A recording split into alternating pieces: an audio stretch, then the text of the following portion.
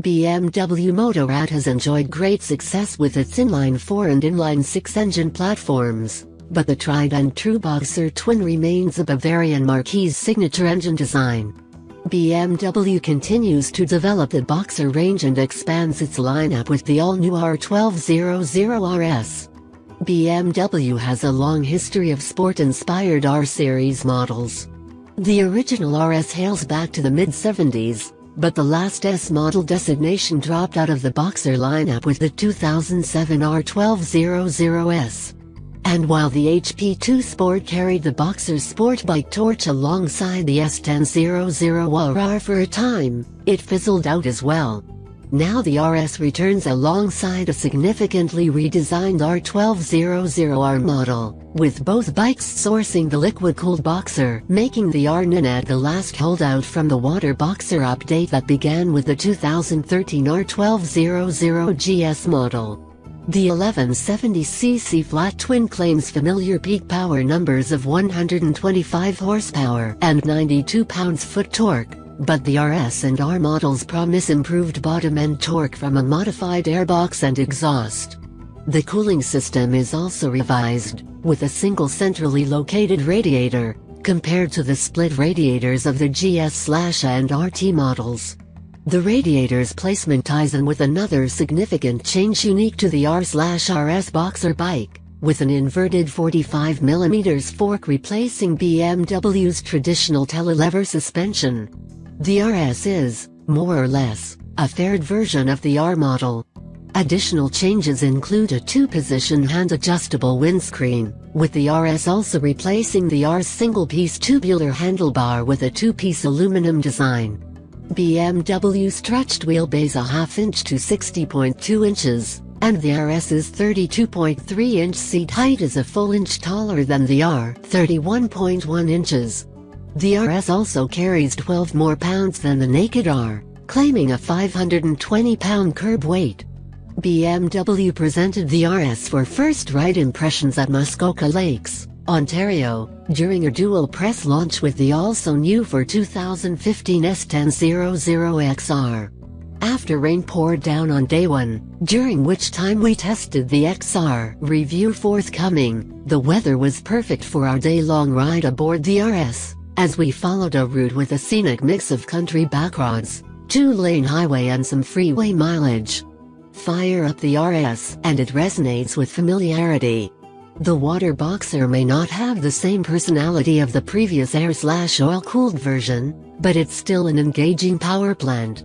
Having ridden all the bikes in BMW's Boxer lineup excepting the R Ninette, the RS engine didn't throw me any curveballs. The trusty twin churns out a steady wallop of torque with a hearty mid-range. This isn't a 160 horsepower beast of an engine, like the S1000XR we rode the day prior, but the RS doesn't need it to be. The Boxer delivers more than ample performance for spirited riding, and does so in a dignified manner. 2 ride mode settings, rain and road, come standard on the base model RS, $14,950, as does ABS and BMW's ASC automatic stability control. Rain mode softens throttle response and sets ASC for low grip, wet conditions. The Ride Modes Pro $350 option adds dynamic and user ride modes, as well as dynamic traction control (DTC). The DTC system takes ASC a step further, incorporating a lean angle sensor into the TC calculations. The dynamic ride mode features a sharper throttle response and less intrusive setting for DTC, the DTC system maintaining respective wet and dry settings for rain and road modes. The customizable user mode lets riders mix and match throttle response and DTC settings to their own preference. That is, road throttle response can be mated with dynamic DTC intervention. Our test bike did not have Ride Modes Pro and DTC available, so I can't speak to their effectiveness at this time. However, my RS did utilize several optional features. Included in this upgrade list was Gear Shift Assist Pro $475, which made its Boxer debut on last year's RT and allows clutchless shifting.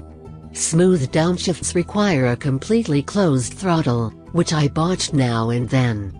As for upshifts, shifting into second and third are not as seamless as the rest of the 6-speed gearbox, and the RS's shift assist suffered in comparison to the smoother operation on the S1000XR, although this could be due to my individual test bikes, which had little to no break-in miles.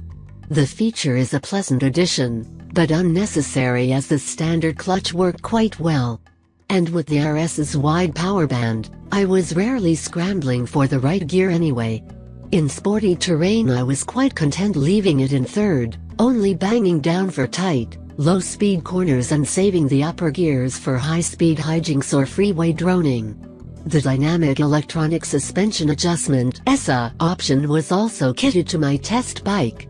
The ESA automatically adjusts suspension damping, front and rear, based off real-time data.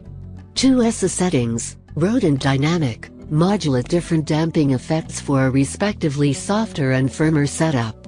ESA also offers push-button preload changes for the rear shock, with 3 settings: single rider, rider with luggage and rider with pillion. Out on the road, the dynamic damping does its thing in a subtle manner. The transition from road to dynamic isn't a dramatic switch, but the RS does noticeably stiffen things up to better match a sporting pace. The dynamic ESA also factors in the lean angle sensor, provided the bike sources the Ride Modes Pro/DTC option, which we are keen to sample at a future date. More noticeable than the ESA intervention is the RS's switch to a conventional fork. Over the years I've grown to appreciate the telelever's peculiar handling characteristics, with a few exceptions, namely the K1300S. The telelever's benefits of braking stability and elimination of front-end dive come at the expense of road feel, requiring the rider to gain trust in the setup. The RS requires no such trust building, delivering plenty of road feel. The dynamic suspension's hidden intervention also seems to mimic some of the telelever's benefits, like a settled braking feel and minimal front-end dive. The RS is not as quick to turn in as a supersport/superbike, but it's not ponderous either. And once it is tipped in, the bike feels planted and steady. My overriding sensation aboard the RS was predictable stability. At a fast or slow clip, the RS always felt sure-footed.